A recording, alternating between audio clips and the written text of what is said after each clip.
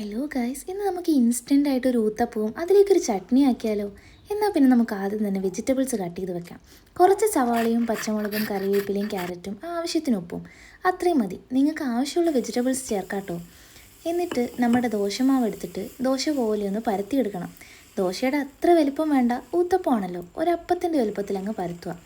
എന്നിട്ട് നമ്മുടെ വെജിറ്റബിൾസ് അതിന് മുകളിൽ ഇങ്ങനെ വെതറി കൊടുത്തിട്ട് കുറച്ച് നെയ്യും കൂടെ മേലെ ഒഴിച്ച് കഴിഞ്ഞാൽ അടിപൊളി. നെയ്യ് ഓപ്ഷനിലാണ്, നിങ്ങൾക്ക് ഇഷ്ടമുണ്ടെങ്കിൽ ചേർത്താൽ മതി. എന്നിട്ട് നമ്മളൊന്ന് മറിച്ചിട്ട് ദോശ പോലെ ഒന്ന് വേവിച്ചെടുക്കണം. ഇത്രയേ ഉള്ളൂ, നമ്മുടെ ഊത്തപ്പം റെഡി. ഇനി നമുക്ക് അതിലേക്കുള്ള ചട്നി തയ്യാറാക്കാം.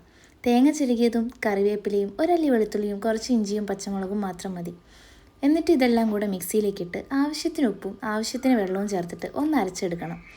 ചട്നിയുടെ പാകം എല്ലാവർക്കും അറിയാമല്ലോ, ആ ഒരു പാകത്തിലങ്ങ് അരച്ചെടുക്കുക.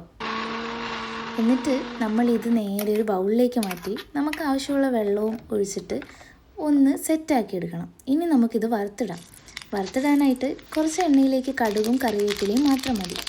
ഇതെല്ലാം കൂടെ ഒന്ന് റെഡിയായിട്ട് വരുമ്പോൾ നേരെ ഇതെടുത്തിട്ട് നമ്മൾ ചട്നിയിലേക്ക് ഒഴിക്കുക. ഇനി കുറച്ച് ചട്നി എടുത്തിട്ട് ചട്ടിയിലേക്ക് ഒഴിക്കുക, അതുപോലെ തിരിച്ച് ഒഴിക്കുക. നല്ല പരിപാടിയല്ലേ? ഇത്രയേ ഉള്ളൂ, നമ്മുടെ ചട്നി റെഡിയായി. ഇനി ഇത് ചൂട് ചായയോടൊപ്പം ഒന്ന് കഴിച്ചു നോക്കിയേ, അടിപൊളിയാണ്. അപ്പോൾ എല്ലാവരും ട്രൈ ചെയ്തിട്ട് നിങ്ങളുടെ അഭിപ്രായങ്ങൾ അറിയിക്കണം.